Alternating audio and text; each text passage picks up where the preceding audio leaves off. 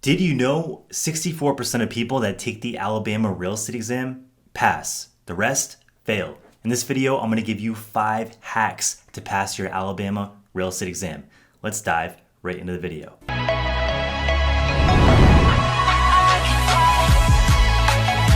My name is Chris with the Empire Real Estate YouTube channel. On this channel, we talk about real estate, personal finance, and entrepreneurship. If you like this kind of content, smash the like button and subscribe. Before we get started, I do want to offer you our free How to Get Licensed and Start Your Real Estate Career Guide. Everything in this video, plus a lot more, is inside that guide, so click the link down below to get your copy today. So the statistics show that not many people that take the exam pass. The odds are quite low, and if you really look at it, only 6.5 people out of 10 really pass the exam the first try.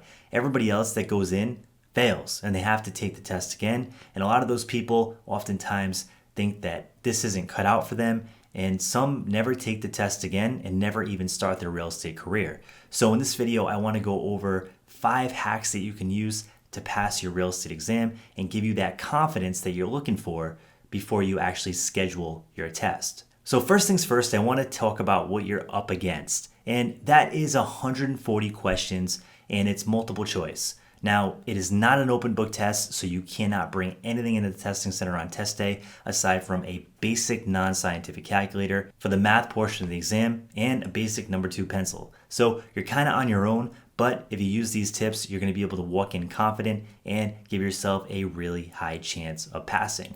Now, you do need to pass this test with a 70% score or higher. The very first hack is something called time blocking. Now, I personally use time blocking in my own real estate career, and I didn't even know what this was when I was getting licensed. But when you become self-employed and when you become a real estate agent, managing your time every day becomes super important because as a real estate agent, you are your own boss. And that's one of the best things about it. And that's one of the reasons that I even started this business to begin with, is because I wanted that freedom to be my own boss, do my own thing.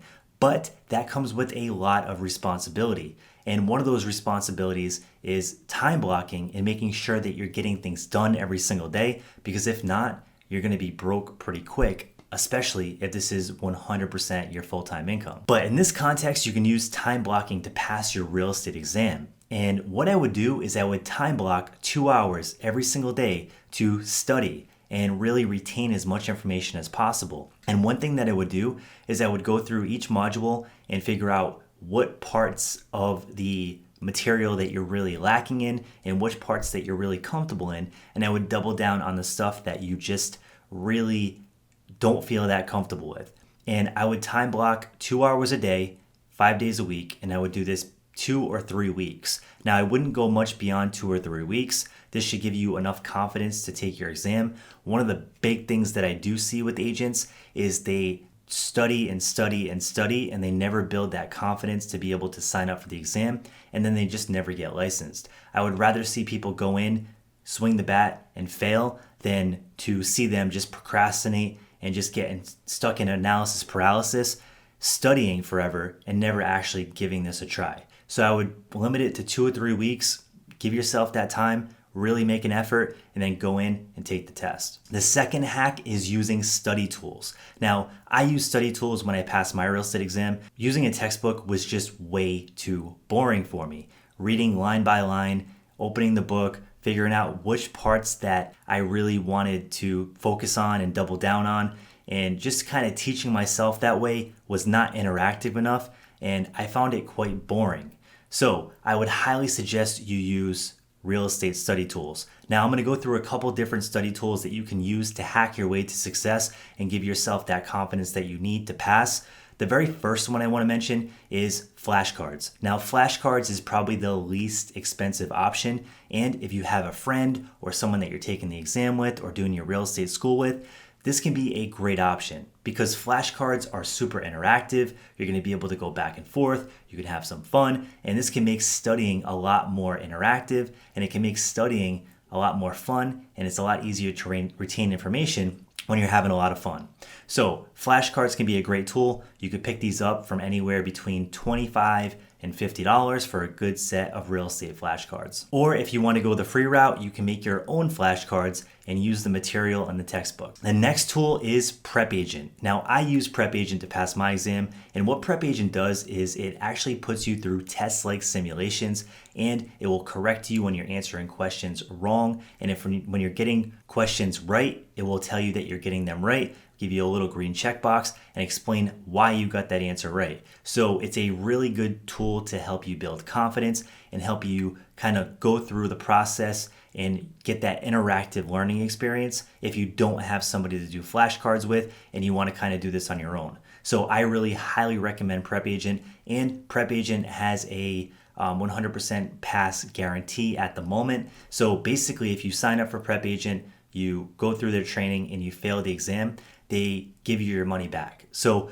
I really like this product. I used it when I passed my real estate exam, and I highly suggest it. So there's an affiliate link down below if you want to check out Prep Agent. The next tool is CompuCram. Now, CompuCram is similar to Prep Agent. One thing that I do love about CompuCram is it's going to be able to point out all your weaknesses and what areas of study you really need to double down on. Now, a tool like this can give you the confidence you need because it's going to pinpoint exactly where you're weak and exactly what things you need to work on. So this tool can give you a super high chance of passing the exam. Now, CompuCram is about $105 at the time of shooting this video. So if you want to check them out, there is an affiliate link down below. They are really good at what they do, and this will definitely give you the confidence you need to go and take your test. Hack number 3 is to start your day right. The first thing is to eat a balanced breakfast. So when you start your day right, and you start your day on the right foot with proper nutrition, and you really put the fuel in your body that you need in order to focus and get that mental clarity, it's going to make a big difference. Now, I'm a big believer in this. I work out a lot, I do a lot of nutrition stuff, and I definitely see a difference in my own performance when I eat right and when I'm doing the right thing versus when I'm eating kind of bad, putting poor fuel in my body. So this does make a difference. So on test day, I would highly suggest that you put some good nutrition in your body, hydrate, get that mental clarity that you need to give yourself the highest chance of passing. The next thing is to de-stress and relax. So this goes into starting your day right. So when you wake up on test day, you might be anxious, you might have anxiety, and you might be really worried that you're gonna wake up, go to the testing center, and then leave with disappointment when you fail the exam like a lot of people do. But it's important to relax, de-stress, and get that anxiety out of your mind because that's just going to cloud your cognitive ability and give you a lower chance of passing, even if you know the material and even if you did a little work to study. The next thing that I would do is I would keep it a secret. Now, this sounds a little weird, like you want to tell people you're getting licensed and all this stuff, and people are going to know you're in the process.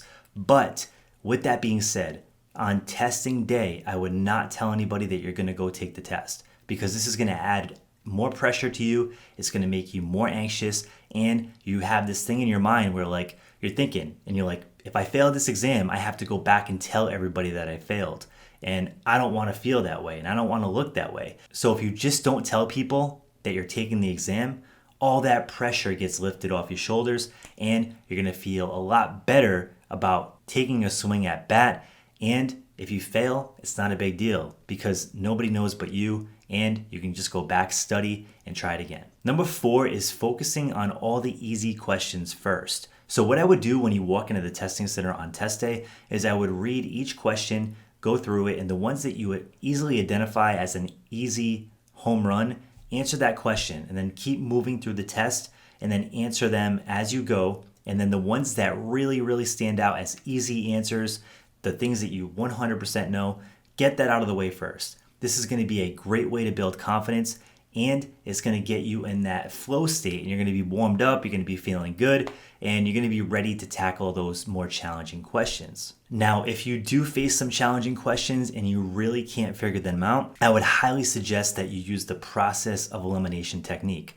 No guesswork here. Don't just wing it and check a random box. Make sure you go through the process of elimination technique. And what this is you basically read the question and then you eliminate each possible answer as you go, and then you should get down to 1 or 2 answers. Once you get down to those 1 or 2 answers, pick the one that is most likely the answer, and this will give you much higher odds of answering that question right. Hack number 5. This is the things that you want to avoid on test day. Do not rush through the exam. You have plenty of time to complete this exam. At the testing center, you're going to be there for hours, and most people finish the exam early. There's plenty of time to get this done, and make sure that you do not rush through the test. In fact, I would highly suggest that you read each question multiple times before you submit your final answer, because these questions can be a little tricky, and they word them that way not to trick you and make you fail, but they do it because they want to make sure you really understand the concepts and you really know the material before they hand you a real estate license and send you out into the public to sell homes and deal with assets that could be worth hundreds of thousands of dollars, or in some cases, millions of dollars. So they want to make sure you know the content, and to do this, they kind of make the questions a little wordy, and you want to make sure you really reread them a couple different times. Now, if you do end up getting one of the study aids and the study tools that I mentioned before, they're going to have the questions worded in that way, so you're already going to be used to that, which is always a good thing, but always make sure you read the question multiple times before you submit your final answer. Last but not least, make sure you proofread your test before you turn it in. Because if you don't proofread it, you might have made mistakes on things, and you may have missed certain things that cause you to fail the exam, even if you know all the content. And that's the last thing you want to do. If you spent all the time studying, if you put all this effort in, we want to make sure you have the highest probability of walking out of that testing center on test day with a passed score. So, are you taking your real estate exam soon? Drop it in the comment section below. I would love to hear from you. And if you like this kind of content for real estate entrepreneurs, smash the like button and subscribe. Thanks for tuning in, and you have an awesome day.